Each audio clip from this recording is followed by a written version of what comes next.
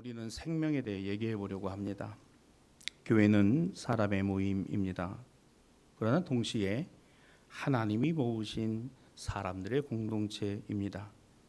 사람의 열기도, 열정도, 뜨거움도 중요하고 계획과 치밀함과 세밀함도 중요하지만 여기에 더하여 하나님의 생명, 하나님의 능력이 교회 안에 있다는 사실이 또한 중요합니다.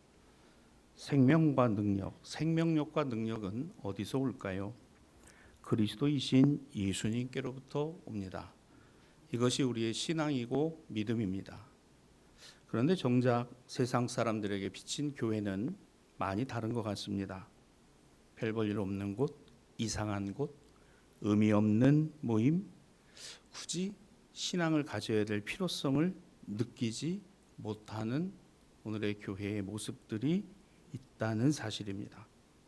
그럼에도 불구하고 오늘 이 시간 우리 안에 흐르는 하나님의 생명력이 있고 하나님의 능력이 예수님을 통하여 우리 가운데 있음을 우리가 확인하고 확신하는 시간이 되기를 바랍니다. 교회를 향한 불신과 냉소를 거두지 않는 세상에서 우리가 해야 될 사명을 다시 한번 생각해 보는 것이기도 합니다. 오늘 본문 마태복음 5장 20절에 예수께서는 매우 높은 기준을 제시하십니다. 너희 의가 서기관과 바리새인보다 더 낫지 못하면 그랬습니다. 당시의 서기관과 바리새인들은 종교적 열심의 정점에 있던 사람들입니다. 안식일을 위해 수백 개의 세부 조항을 지키고 율법을 줄줄 암송하던 탁월한 종교인들이었습니다. 그런 그들보다 더 나은 의의를 가지라는 예수님의 말씀이 어떻게 가능한 것일까? 여기서 예수께서 말씀하시는 더 나은 의의라는 것은 더 많은 규칙을 지키라, 외우라 아닙니다. 나를 드러내는 종교 행위 아닙니다. 내 안에 계신 예수님을 내 안에 붙들고 살아가는 삶의 모습입니다. 무슨 말일까요? 우리를 구원하신 것은 예수님으로 삶의 방향이 바뀌는 구원을 경험한다는 겁니다. 여러분 다시 잘 생각해 보세요. 제가 요즘 새벽에도 계속 질문을 던지고 있습니다. 뭐죠? 나는 왜 예수를 믿는가? 또요? 나는 왜 교회를 다니는가? 또요? 나는 하나님의 말씀을 들은 대로 어떻게 적용하며 살아가는가? 이거 생각해야 됩니다. 나는 왜 예수를 믿는가? 나는 왜 이 교회를 다니고 있는가? 나는 들은 말씀을 어떻게 내 삶에 적용하고 있는가? 예수님으로 삶의 방향이 바뀌는 구원. 구원이 단지 죽어서 천국 가는 것, 지옥에 가지 않는 것. 그게 구원이 아닙니다. 진짜 구원이 뭐예요? 예수로 내 삶이 바뀌는 겁니다. 생각이 바뀌는 거예요. 가치관이 바뀌는 겁니다. 이거 안 바뀌면요, 훗날에 주님 앞에 갔을 때 나는 너를 모른다. 왜? 나하고 닮은 게 하나도 없는데, 주님과 닮은 게 하나도 없는데 어떻게 우리가 주님 앞에서 주님 나를 받아주옵소서 할 수 있을까를 생각해 보세요. 바뀌어야 될 삶의 방향의 구체적인 모습 예수님께서 이미 가르쳐 주셨어요. 그게 오늘 본문에 나오는 빛과 소금, 소금과 빛입니다. 너희는 세상의 소금이다. 너희는 세상의 빛이다. 이렇게 선언하십니다. 우리가 빛이 되어야 하고 소금이 되어야 한다? 아닙니다. 그렇게 하라는 게 아니에요. 이미 소금이요, 이미 빛이다. 이미 빛이고 이미 소금이다. 왜요? 우리가 그렇게 의로운가요? 아닙니다. 빛은 예수님이십니다. 예수님이 내 안에 있으니 내가 빛이요. 주님이 소금이신 거예요. 주님이 내 안에 계시니 내가 소금이 된 거죠. 빛이 되기 위해 노력하고 소금이 되기 위해 노력하고 그거 하라는 거 아니잖아요. 완전한 빛, 온전한 소금이신 예수님으로 빛내고 예수로 만나는 사람다움을 선포하신 거예요. 이것이 교회여야 하고 예수 믿는 사람들의 삶의 모습, 신앙의 변화, 구원인 것이죠. 어떻게 해야 될까? 결코 쉽지 않은 겁니다. 빛이라는 거는 자기 자신을 태워야 빛이 나잖아요. 소금이라는 것은 맛을 내기 위해서 결국 소금의 결정 덩어리는 녹아서 없어져야 됩니다. 소금은 자기를 녹여 맛을 내고 빛은 자기를 태워 어둠을 밝히게 됩니다. 그렇게 우리 자신도 세상의 빛으로 자신을 녹여내신 예수님을 세상에 보이라. 누구를 보이라고요? 예수님을 보이라. 한번 따라합시다. 예수님을 보여주는 삶. 그거예요. 이게 쉬울까요? 정말 어렵습니다. 진짜 어려워요.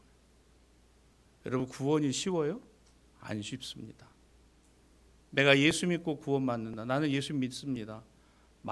말로 중요하고 말로 되는 것 같죠? 말로 되는 거 아니에요. 예수님을 보여주는 삶, 이게 결코 쉬운 것 아닙니다.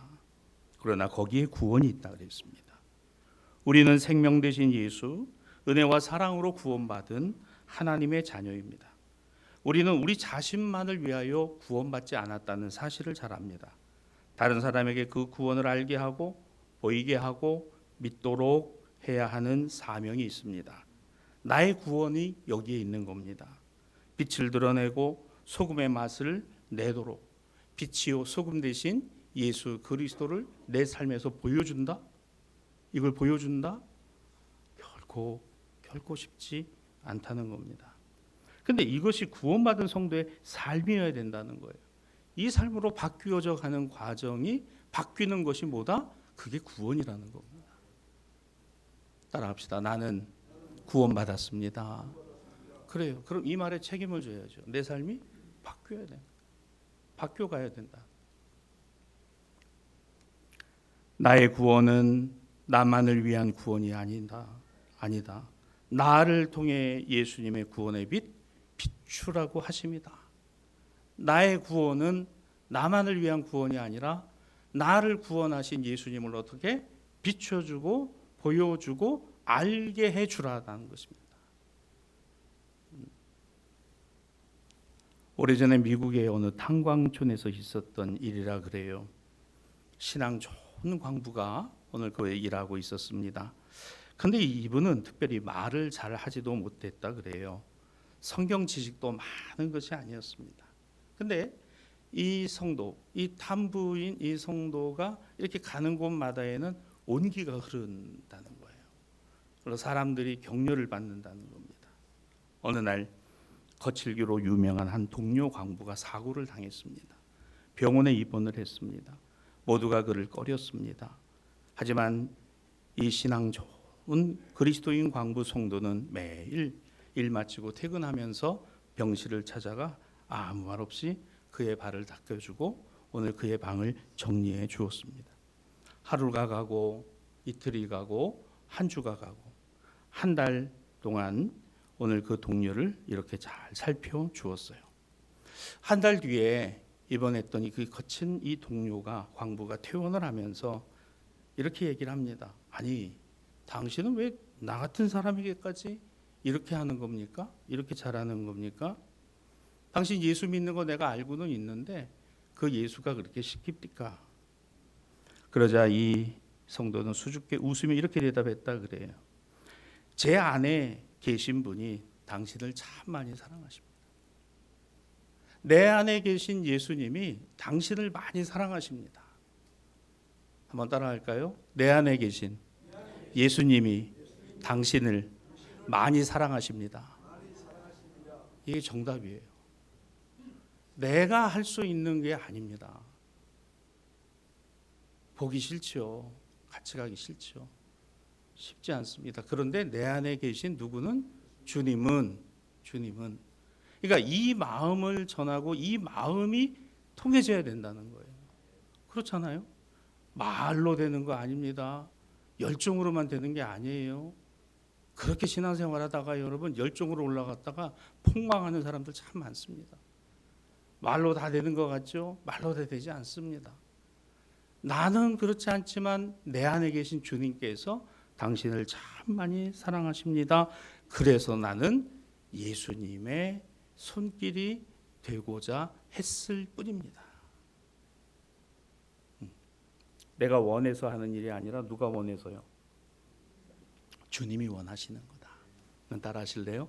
내가 원하는 게 아니라 주님이 원하신다.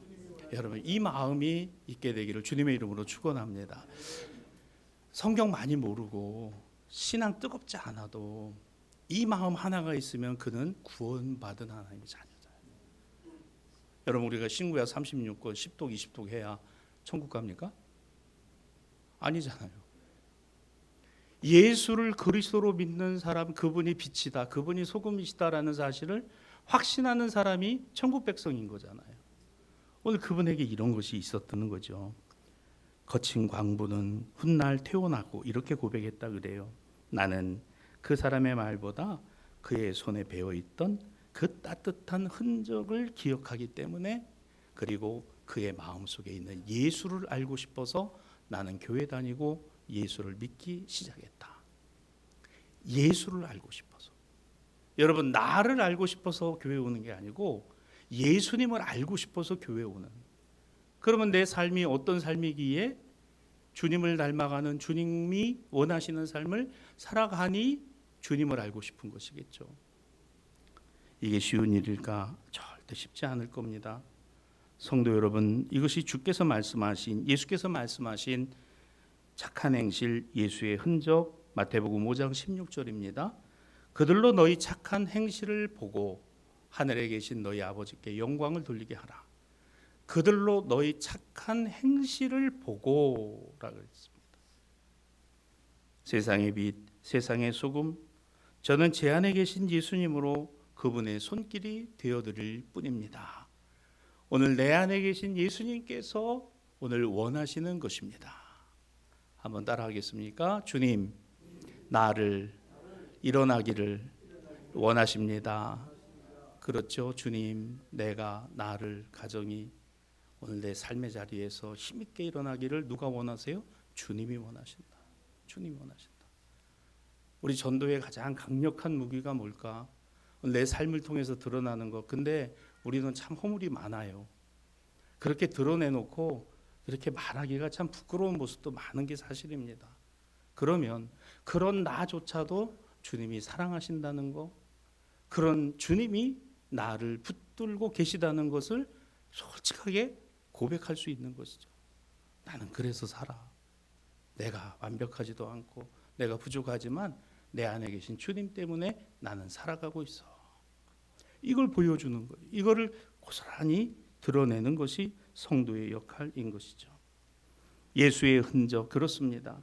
위대한 복음 전도자 사도 바울은 생명력 있는 능력이 복음 안에 있다는 것을 잘 알았습니다.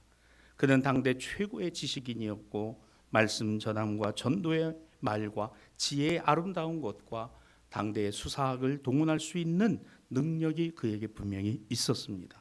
그런데 그것으로만 복음 전하고 전도한 것 아니라는 거예요. 그게 어디에 나옵니까? 고린도전서 2장 4절입니다. 나는 나의 말과 내 전도함에 있어 설득력 있는 지혜로 말하지 아니했다. 무시했다는 게 아닙니다. 그러나 그것을 뭐하지 않았다? 그것만을 의지하지 않았다는 거예요. 그것만을 의지하지 않았다는 겁니다. 한국교회가 전도의 프로그램을 많이 가동하고 많이 세밀화했습니다. 그에 나름 성과들도 있습니다. 그런데 더 중요한 것은 1대1.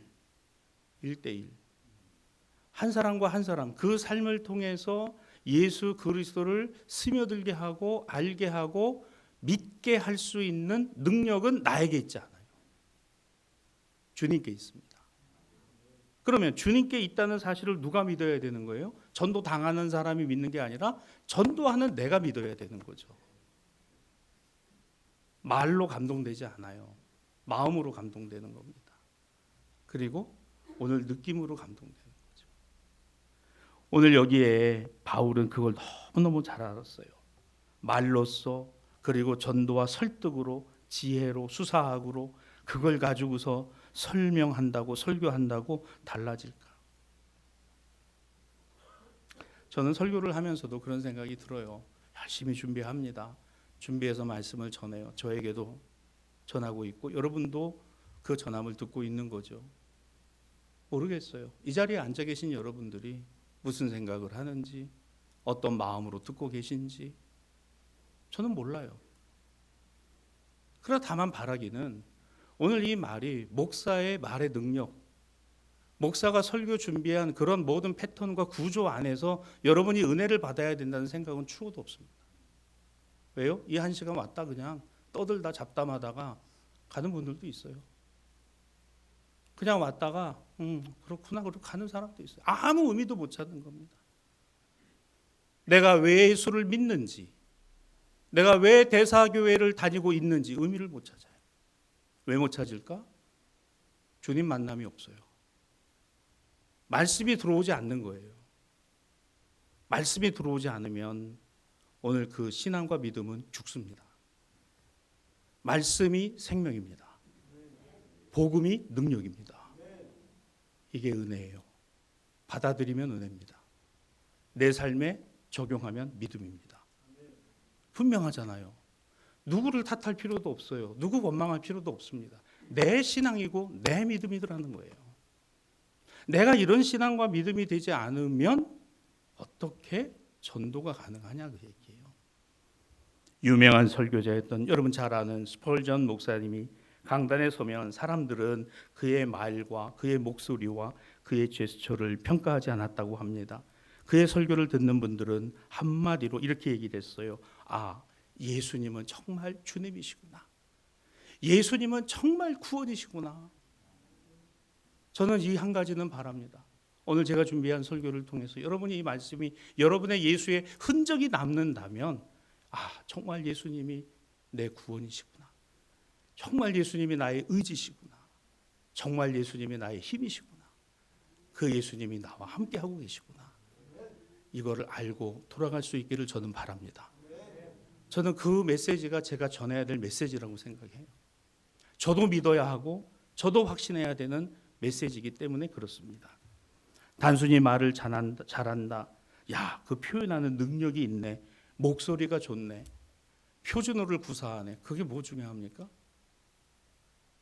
그 내용이 오늘 내 안에 와서 닿지 않으면, 오늘 그 예수 그리스도가 보이지 않으면, 그 주님이 나에게 지금 말씀하시는 것처럼 느껴지지 않는다면 아무 의미도 없는 거죠. 이것을 뭐라고요? 예수의 흔적. 예수님의 흔적. 빛은 자신을 태워 빛을 보이고 남는 것이 흔적입니다. 소금이 자신을 녹여 맛을 보이고 사라지고 남은 것이 흔적일 겁니다. 오늘 우리에게 그리스도인으로 어떤 흔적이 있을까? 주님을 만나 구원의 감격이 있었던 자리에 내 삶에 깊게 패인 예수님의 십자가의 흔적이 있습니다. 참고 견디고 이해하고 용서하기 위해 눈물로 자신을 붙들어매는 흔적, 손해보고 억울하고 답답하고 힘들어도 기다리고 기대하며 기도로 의지하던 흔적, 현실과 다른 말씀 앞에 그저 믿고 그저 참고 그저 견디고 그저 바라는 인내의 지난한 아픔 속에 남아있는 흔적, 이 같은 흔적이 우리의 영혼에 켜켜이 쌓여 새겨져 있음을 저와 여러분이 찾아볼 수 있기를 바랍니다. 오늘 거기에 뭐가 있어요? 예수님의 흔적이 있다는 거예요. 그 흔적이 남아있다는 겁니다. 성도 여러분, 세상의 흔적은 상처로 남지만 예수님의 흔적은 영광으로 남습니다. 세상에서 상처받음으로 우리는 그 아픈 쓰린 흔적을 갖지만 주님의 말씀은 우리를 책망하고 바르게 하고 교훈하고 의로 교육하기에 흔적이 남아요. 누구의 흔적일까? 예수의 흔적이 남아요. 주님이 지나간 자리에 주님의 흔적이 남습니다. 돈이 지나간 자리에 돈의 흔적이 남고, 물질이 지나간 자리에 물질의 흔적만 남더라고요. 주님이 지나가신 자리, 주님의 손길이 있었던 자리에 반드시 주님의 흔적이 남더라는 겁니다. 오늘 이와 같은 은혜가 저에게도 여러분에게도 지금 이 시간 있게 될 줄로 믿습니다. 세상이 볼 때는 실패 같지만 그러나 하나님 나라에서는 그 한 영혼이 어떻게 30배가 되고 60배가 되고 100배가 될 건지 우리는 알지 못해요. 우리는 알지 못합니다. 그러나 분명한 것은 예수의 흔적이 있는 곳에 예수님으로 변화된다는 사실은 바뀌지 않는다는 거죠. 여기 오늘 공동 성서정과 본문 이사야서를 보십시다. 이사야 선지자는 우리의 신앙이 삶으로 증명돼야 한다는 것을 설명하고 있어요. 이사야 당시의 유대인들은 금식을 했습니다. 자신들의 신앙을 보여주고 거룩함으로 오늘 이 금식에 참여했어요.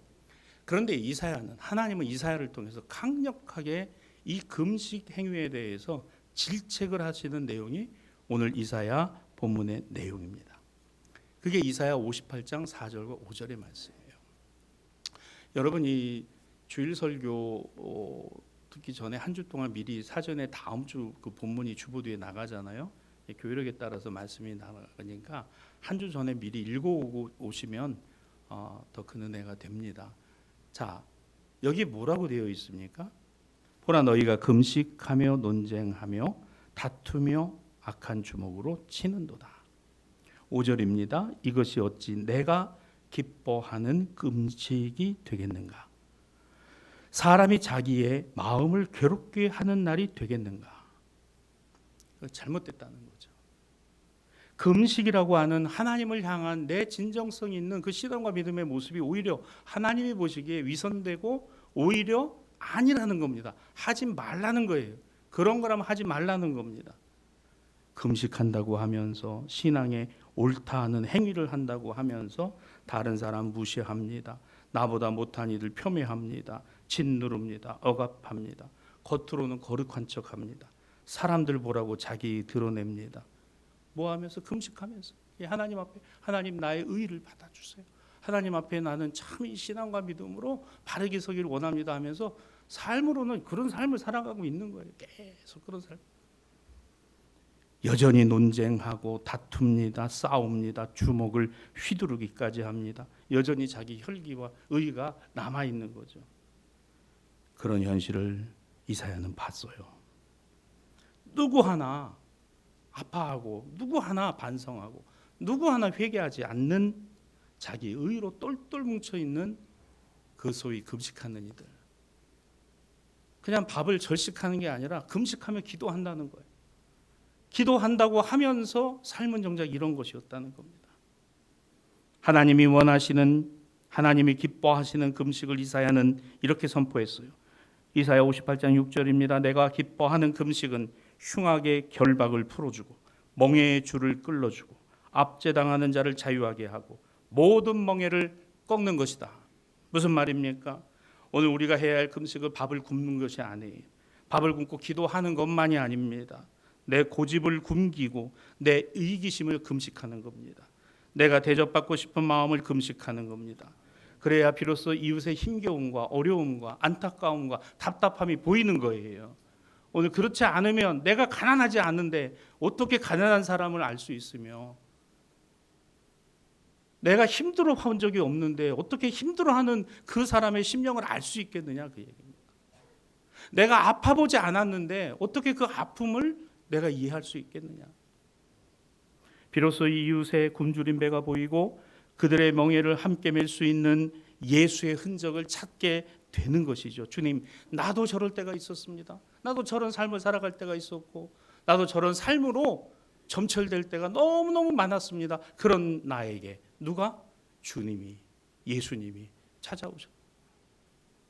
찾아오셔서 나를 만져주시고 매만져주시고 바꾸어주시고 깨닫게 하시고 알게 하시고 그 주님이 나에게 성령을 부어주시고, 그게 뭐가 되었어요? 예수님의 흔적이에요. 예수님이 지나가야 예수님의 흔적이 있습니다. 말씀이 내 안에 새겨져야 말씀의 흔적이 남는 거예요. 아무것도 남지 않았다면 헛겁니다. 참된 신앙은 성전 안에서만이 아니라 성전 밖에까지 이어져 가죠. 세상을 향한 구원의 빛은 교회 안에만 있는 것이 아니라 세상을 향하여 비칩니다. 소금은 교회 안에서의 서로가 서로의 역할, 서로가 서로를 위해서 격려하고 희생하고 섬겨주는 것만이 아니라 오늘 그 소금의 맛이 세상을 향하여서도 열려 있다는 사실입니다.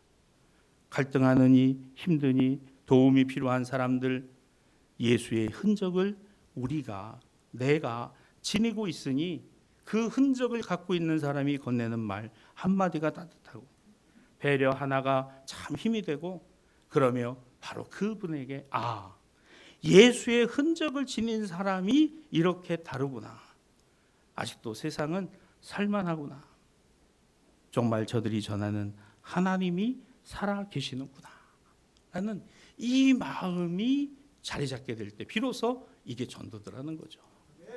여러분, 전도는 내 힘으로 되는 거 아니고 말로 되는 거 아니고요, 열정만 갖고 되는 것도 아니더라고요. 하루하루 살아가면서 이 내 삶이 참 너무 힘들고 어렵지만 그래도 주님이 오늘 내 안에서 나를 만져주시고 나를 붙들어 주시고 나를 격려해 주시고 나를 힘있게 하시고 그걸 알게 해주는 거예요. 내가 뭐 완벽해서 딛고 일어나서 힘 있어서, 물론 그런 경우도 있죠. 그러나 다 그렇지는 않습니다. 참고 견디고 바라고 기도하는 거예요. 오늘 그 삶이, 그 신앙과 믿음이 우리 안에 녹아져 있을 때 비로소 우리는 그것을 예수의 흔적이라고 합니다. 주님의 흔적입니다. 말씀의 결론을 맺습니다. 우리는 예수를 믿고 그리스도인으로 살아간다는 것에 분명히 방점을 찍고 있어요. 그리고 그걸 한마디로 이렇게 말합니다. 구원받았다. 나는 구원받았다. 근데 이 구원받았다라고 하는 말이 천국과 지옥을 가르고 교회 다니는 것과 다니지 않는 것을 가르고,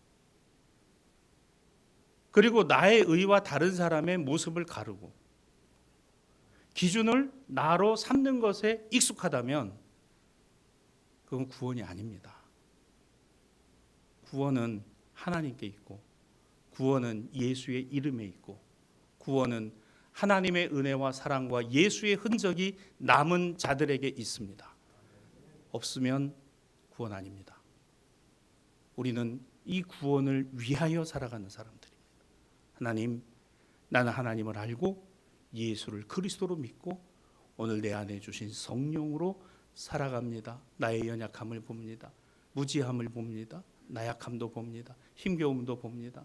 기질도 봅니다. 성향도 봅니다. 이런 나를 주님 녹여주시고, 이런 나를 위해 피 흘려 죽으시고, 이런 나 때문에 주님이 십자가 지신 그 흔적이 오늘 나에게 있으니 주님, 내가 그 흔적 위에 내 신앙과 믿음을 세워 가기를 원합니다.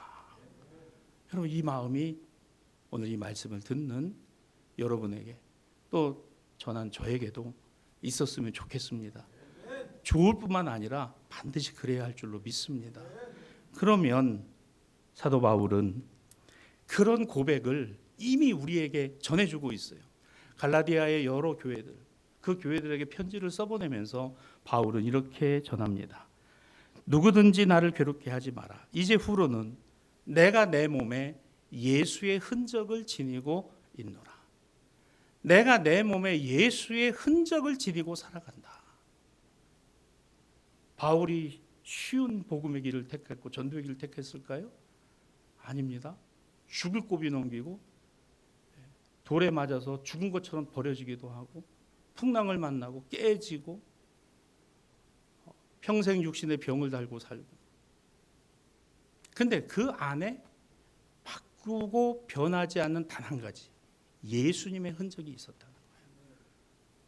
여러분과 여러분의 삶에, 여러분의 심령 가운데, 여러분의 가정 속에, 여러분의 생업 가운데 이 예수님이 지나가시고 예수님이 머무시고 예수님이 손대시고 예수님이 함께하신 흔적이 남아 있음을 찾아보시기 바랍니다. 그 주님의 흔적이 능력입니다. 그리스도인은, 성도는, 교회는 이 땅에서 없어서는 안 될 아주 중요한 하나님의 기관이죠. 세상은 다 끝났다, 절망이다라고 말할 때 그리스도인과 성도와 교회는 아니, 우리에게 소망이 있어. 그 소망은 예수 그리스도야. 이렇게 말할 수 있는 것이죠. 주님이 우리 안에 소금으로 녹아지셨고 우리도 세상에서 이름 없이 스며들어야 합니다. 내가 사라진 그 자리에 주님의 맛이 남고 내가 낮아진 그 자리에 주님의 빛이 선명해지기를 원합니다. 이제 이번 한 주간 여러분의 발걸음이 닿는 곳마다 예수의 흔적을 남기시기를 주님의 이름으로 축복합니다. 누군가의 거친 말을 묵묵히 받아내어 용서의 흔적을 남기고 짜증이 날 만한 상황에서 부드러운 말 한마디로 소금의 맛을 내고 그 흔적들이 쌓이고 쌓여서 오늘 이 세상을, 나의 삶의 주변을 보다 더 아름답게 만들어가고 바꾸어 갈 수 있는 하나님의 사람들, 성도들, 우리 교회가 되었으면 좋겠습니다. 이것을 통하여 하늘에 계신 우리 아버지께 영광을 올려드리는 기적과 능력이 일어나는 이 한 주간 되어지기를 우리 주님의 이름으로 축원합니다.